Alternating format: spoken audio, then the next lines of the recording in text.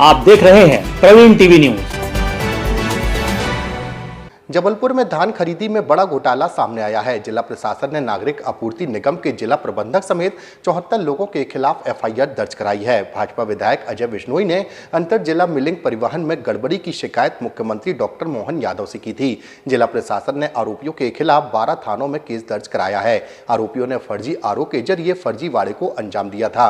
इन 74 लोगों में नागरिक आपूर्ति निगम के जिला प्रबंधक दिलीप किरार, निगम के 13 कर्मचारी, 17 राइस मिल संचालक और 44 सोसाइटी व उपार्जन केंद्र के कर्मचारी शामिल हैं। साथ ही हम आपको बता दें कि जिले में पहले से ही 3,81,000 मैट्रिक टन धान खरीदी में अनियमितताएं पाई गई थी। इस मामले में 22 लोगों पर पहले ही एफआईआर दर्ज की जा चुकी है। इनमें समिति प्रबंधक, खरीदी केंद्र प्रभारी, कंप्यूटर ऑपरेटर और वेयर हाउस संचालक शामिल थे। देखिए, ये अंतर जिला मिलिंग के लिए 18 मिलर्स को धान का अलॉटमेंट हुआ था, जिसमें मंडला, राजगढ़, विदिशा, उज्जैन, ग्वालियर और मुरैना के मिलर शामिल थे। माननीय विधायक जी ने शिकायत की कि ये जो बाहर के जो मिलर्स हैं ये धान उठा के नहीं ले जा रहे हैं और लोकल मार्केट में ही इन्होंने जो है अपने आरू बेच दिए हैं। जब ये शिकायत हुई तो शिकायत की जांच के लिए हमने एक जांच दल का गठन किया। एक अच्छी बात यह है कि मध्य प्रदेश शासन में बहुत सारा काम अब आईटी बेस्ड हो गया है, ऑनलाइन हो गया है। तो मध्य प्रदेश शासन के जो ऑनलाइन पोर्टल्स हैं, चाहे वो MP civil supplies state corporation का हो या परिवहन विभाग का हो या स्टेट जीएसटी का हो, उस पोर्टल की हमने सहायता ली और उन पोर्टल से उन व्हीकल्स के नंबर को ट्रेस किया जिन व्हीकल्स के नंबर के आधार पर इन्होंने ट्रांसपोर्टेशन करना बताया था। सबसे पहले हमने नेशनल हाईवे के जो टोल नाके हैं, जो कि ऑनलाइन है, पूरा ऑनलाइन रिकॉर्ड इसका अवेलेबल है, उसके आधार पर हमने व्हीकल को जब ट्रेस किया तो करीब 614 ट्रिप्स लगी थी। उन 614 ट्रिप्स में से 571 का हमको कोई रिकॉर्ड नहीं मिला नेशनल हाईवे के टोल से। फिर हमको ये भी शक हुआ कि हमको वाहन की कैटेगरी के बारे में भी चेक करना चाहिए। तो हमने परिवहन विभाग के पोर्टल से फिर जब उनको जांच करवाया तो पता पड़ा कि जो 614 ट्रिप्स में व्हीकल्स यूज हुए हैं उसमें 55 व्हीकल कार की श्रेणी के हैं, मतलब कार हैं, कुछ पिकअप वैन्स हैं, कुछ बस हैं, कुछ ट्रैक्टर हैं। 44 व्हीकल्स ऐसे हैं जिनके की रजिस्ट्रेशन नंबर फर्जी हैं। करीब 121 व्हीकल्स ऐसे थे जिनमें की जो कैपेसिटी थी उनकी, उस कैपेसिटी से ज़्यादा माल उस पर लोड बताया गया। मतलब उसकी कैपेसिटी 10 या 12 मेट्रिक टन की थी और उस पर जो है 30-30, 40-40 मेट्रिक टन का माल जो है उस पर लोडिंग बता दिया गया था।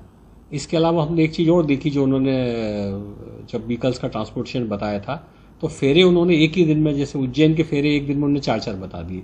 कोई भी एक व्हीकल एक दिन में उज्जैन 4 बार आके नहीं जा सकता, ये बड़ा क्लियर है। तो ऐसे फेरे की संख्या को भी जब हमने कैलकुलेट किया तो वो 86 निकले, जो कि असंभव थे।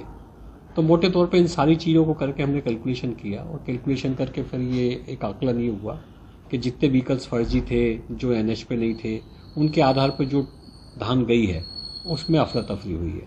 तो कुल मिला के करीब 30 करोड़ से ऊपर का ये घोटाला निकला है। इसमें करीब 16 करोड़ से ज़्यादा की धान की फर्जी खरीदी वो चढ़ाई गई है। इसमें जो भी लोग दोषी हैं उसमें 13 कर्मचारी सिविल सप्लाईज कॉरपोरेशन के हैं, 17 राइस मिलर हैं, 25 सोसाइटी के करीब 44 कर्मचारी हैं। कुल मिला के 74 व्यक्तियों के खिलाफ हमने 12 थानों में 12 एफआईआर दर्ज करा ली। सर, बात करें रिकवरी की, ये तो ठीक है, घोटाला हुआ, रिकवरी कैसे होगी इसकी? देखिए, रिकवरी बड़ी आसान है।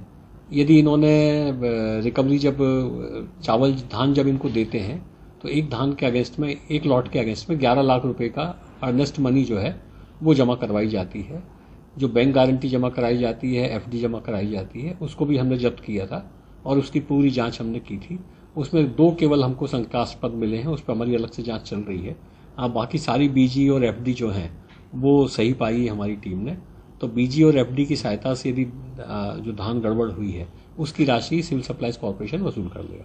सर, ये कर्मचारियों को भी इसमें अभी निलंबित किया गया है कि ये फिर बहाल? ये कर्मचारियों को अभी निलंबित नहीं किया है, अभी उनके खिलाफ केवल एफआईआर हुई है। राज्य शासन स्तर पर उनके एमडी से मेरी बात हुई है, पीएस मैडम से ही मैंने बात की है और राज्य शासन स्तर से जिस पर कार्रवाई होगी। इसमें और लोग भी इन्वॉल्व हो सकते हैं? जो लोग भी इन्वॉल्व थे उनके खिलाफ कार्रवाई कर दी है। इसके अलावा अब मान लो कुछ लोग ऐसे इन्वॉल्व हैं जैसे कि इन्होंने धान वहां से उठाई और लोकल मार्केट में बेच दी। अब किसको बेची है ये पुलिस के अनुसंधान का विषय है। तो पुलिस जब फर्दर जांच करेगी तो वो ये देख पाएंगे कि इसमें कौन कौन लोग और इन्वॉल्व हैं।